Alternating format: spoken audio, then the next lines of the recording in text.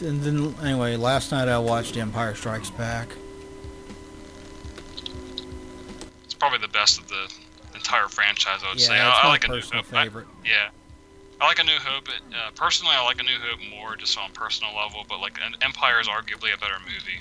Like a much better movie Yeah. than the original. Did you know that it wasn't Ian McDiarmid that played? Because he played the Emperor in episode 6, right? Yeah, But he didn't play him in the original. It was it was a really creepy looking. I don't know who it actually was, but it was someone completely different, a different voice and everything. Like, I always remember that when I was a kid, though. It was like really kind of creepy when I was a kid, seeing that.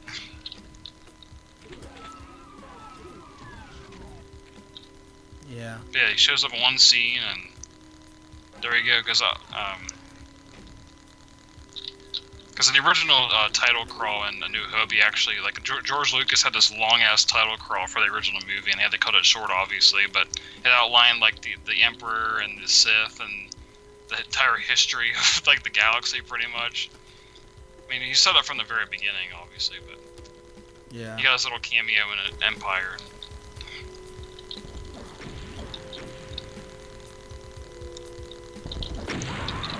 He gets mentioned in A New Hope, but doesn't actually show up.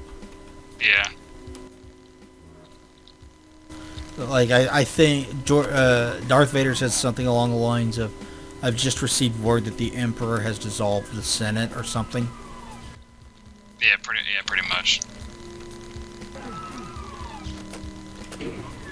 But I don't remember. It is cool that the same actor portrayed him throughout the entire franchise, pretty much, almost. Except for episode 5. Yeah. Because he's the Emperor in the new one as well, obviously. Yeah, they got Ian McDiarmid back to play the which is Emperor. cool. Which I want to know if they give any kind of explanation for how he's in the film. They kind of don't, honestly. I know why they brought him back. Okay, I know why they brought him back, because they killed Snoke in the second one, which was stupid. That movie is stupid. Like, when you see the movie, you'll be like, okay. I don't know how you're gonna feel about it, honestly. I don't know. It's kind of it's a mixed bag. Mixed I just bag. think him being in the movie is dumb. It's not explained at all, honestly. Mixed bag is better than The Last Jedi. I got a Rodan,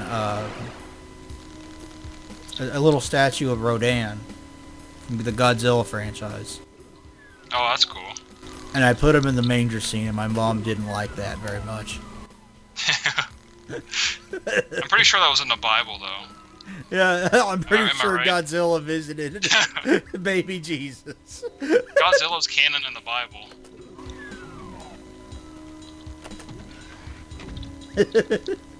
And then I got a couple of vinyl records. I got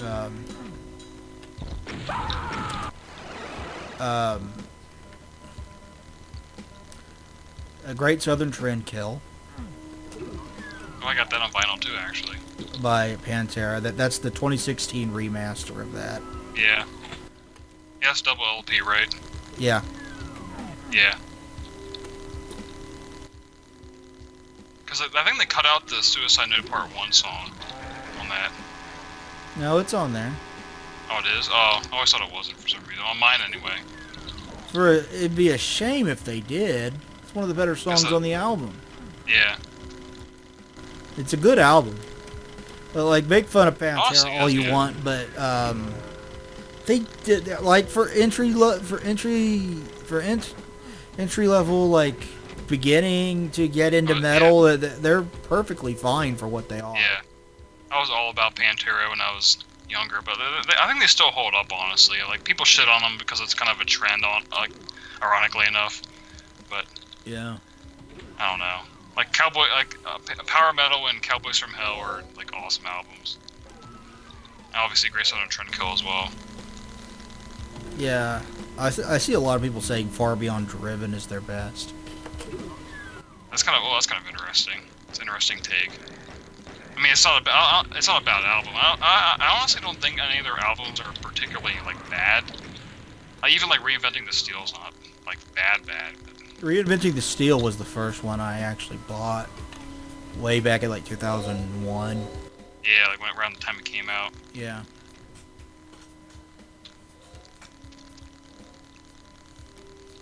And What else did you get? the other one was Sin After Sin by Judas Priest. Oh, that's a good one too. That's a very good one. I haven't heard that in a long time. I don't like it quite as much as I like. What is the next one? Because I also have the next one. Stained Class, I think. Yeah, Stained Class. Stained Class is awesome. Yeah, Stained Class is a good ass album. Like, oh my god. Cause Sin After Sin's kind of like the run, like in the middle of like, cause I think it came out after Sad Wings, I think, right? It was like the album after that. Yeah, it's kind of stuck in the middle between. Yeah, it's stuck in the middle between two great ass albums. But I mean, it's still good in its own right. Well, they had a run similar to. Everybody praises like Iron Maiden's first 7 albums, and then they use that as an example of why Iron Maiden's better. I'm like, didn't the Judas Priest have the same basic kind of run, except it didn't start with their first album, it started with their second? Yeah.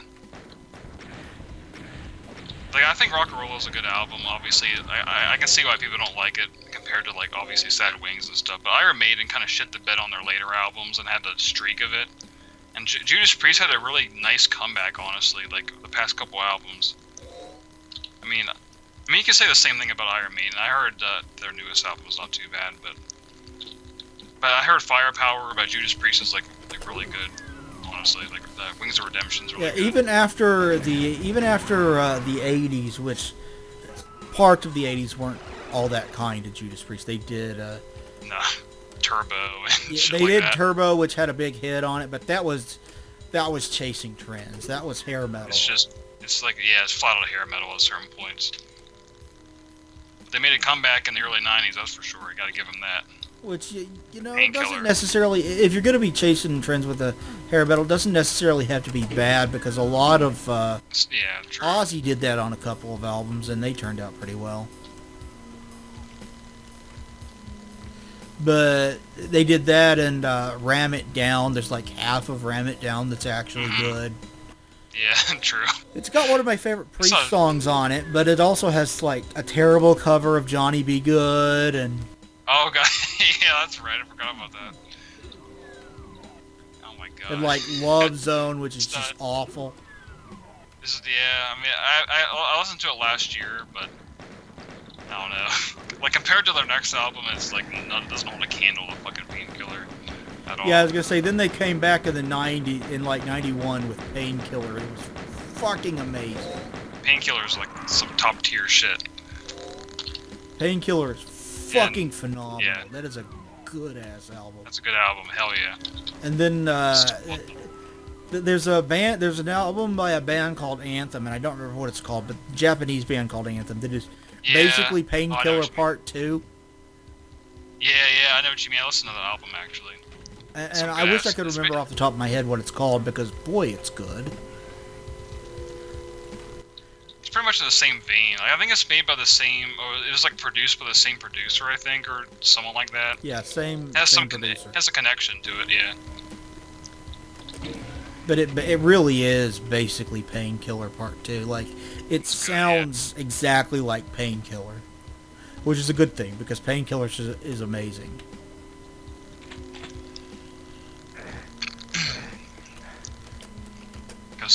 Then he left the band shortly after, but then obviously kind of went downhill from there. But yeah, they really weren't they got what's his name?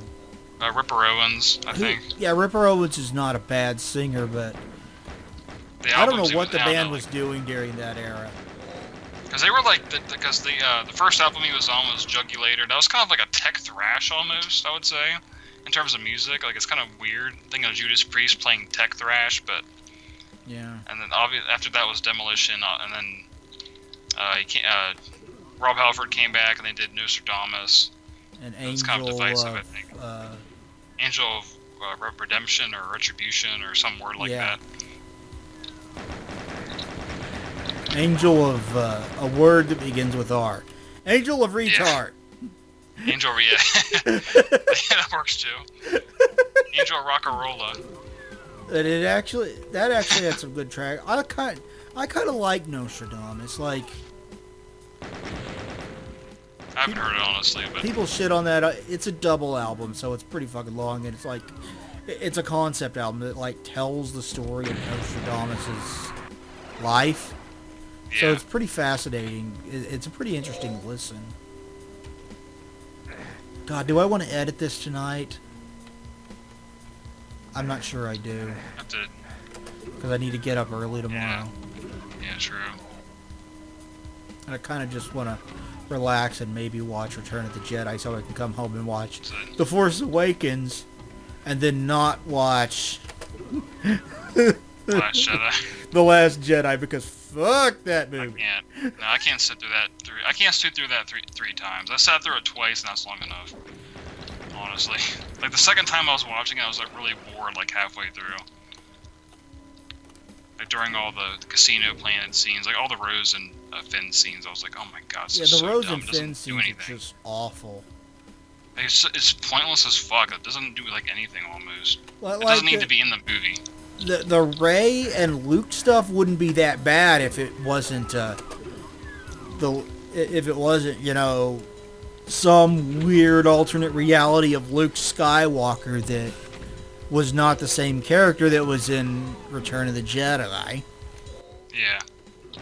I kind of like I do kind of like the concept of him being like a bitter, like, old man in regard to like the Force and stuff, but like the way they handled it was kind of shite. Oh, you landed. Oh, you landed. Oh, I did. God damn, I didn't mean to do that either. What the fuck? I'm gonna die too.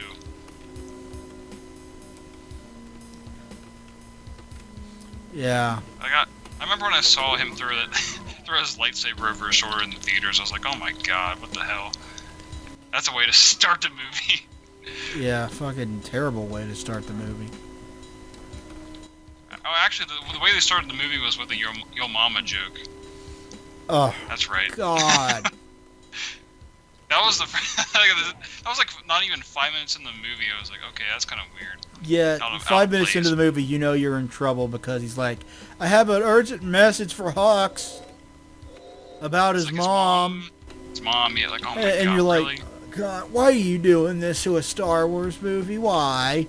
It's really out of place. Like, Ryan Johnson doesn't know like the humor of Star Wars. It's like some of the humor in the humor in that movie in general is kind of off as a whole.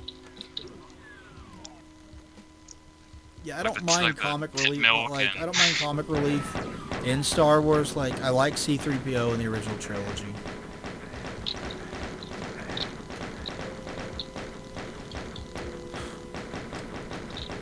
I I will say that that's I want to see what they do with Leia. Rise of Skywalker. Yeah. Now you'll see. But I will say though that the humor is better in Rise of Skywalker, in my opinion. I will say that much. Because I will also say that C-3PO plays a bigger role as well. He's not just a background fan service character like in Force Awakens and Last Jedi. Like, he actually has purpose in the movie. You gotta give it that. Like, I won't say much more about that, but I feel like C-3PO has a bigger role. Have you only seen it once, or did you go see it more than once? No, just once, yeah. I want to see it twice, hopefully, soon. Yeah, we'll do a drive cast after I see it. At least once. Yeah, that's cool. Yeah. Because I've heard that you 'Cause, need like, to usually see it after more than two- once to fully absorb it.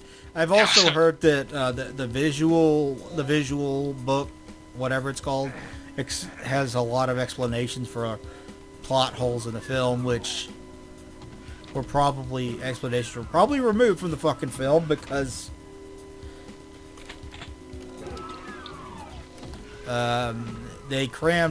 they apparently crammed 2 episodes worth of plot, two movies worth of plot into one movie. Yeah. Yeah, it's pretty much J.J. Abrams' version of Episode 8 and 9 in one movie. Like, he tried to recreate Episode 8, pretty much.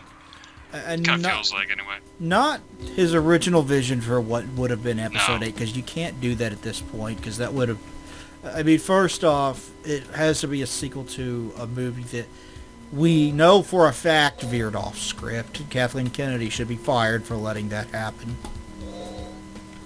And Favreau should be put in charge, because, boy, he's done a good job with The Mandalorian. I got Disney Plus. I was gonna start watching that here soon, actually. Highly recommend it. It's very good. You'll like it. Yeah, I heard good things.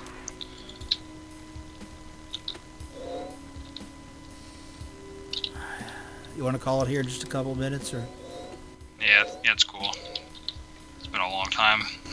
I know there's other things that I'm trying to... It seems like there was one or two other things that I got. I'm trying to remember what they all were. Oh, the Medieval remake. Oh yeah, I heard it was good. I never played the original, but I heard it was good. I played the original. It's a fun, humorous adventure. Doesn't take itself all that seriously. Is it like a hack and slash or adventure hack and slash or something like that? Yeah, it is. You can rip off your own arm and beat people with it. It's great. Okay. That makes for a great game alone. It's cartoony and humorous, so it's not all gory when you do that, but it's Yeah, played it's like- for yeah. laughs. You can literally, you're a zombie and you can detach your arm and use it as a weapon. Yeah, but yeah, I got that, so I'm pretty excited about That's that.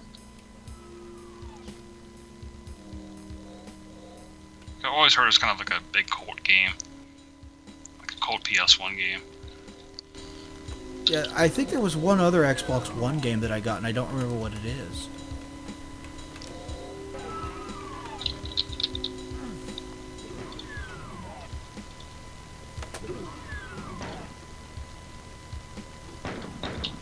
Oh shit.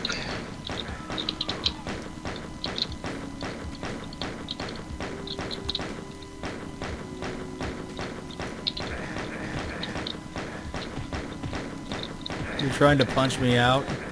Yep. Oh, yeah, it was a pistol. I got an accuracy thing. Ah, That didn't work. felt like I was kind of close, but I had armor and health. Oh, so yeah, I was screwed. you didn't get anywhere No. near. no.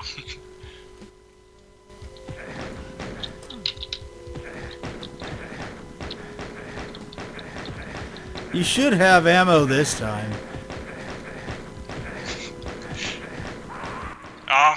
Yeah, that time you got a lot closer. I just have wanna get- 44. I want at least one melee kill. You got me down to 44 that time.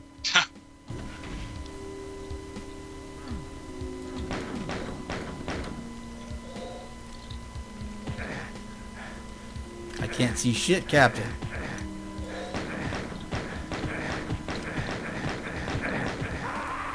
Oh yeah! There you go. Do you feel better now? I got a reward called fisting. It's actually called fisting. Rightfully so. Yeah, it's called fisting. Yeah, and the fucking emblem's a fist. That's great. You gotta give him that. kinky. Yeah, fisting with a spiked a knuckle. Well, he does have brass knuckles. Yeah, brass knuckles.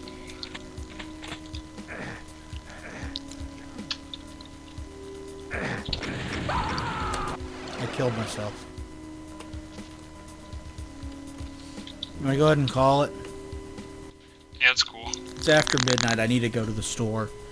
So thank you guys for watching Let's Play Doom. We will get back to you, or Doom Deathmatch. We'll get back to you guys next year with, I don't fucking know, something. Something. We'll talk to you guys later. Bye, everybody. See ya.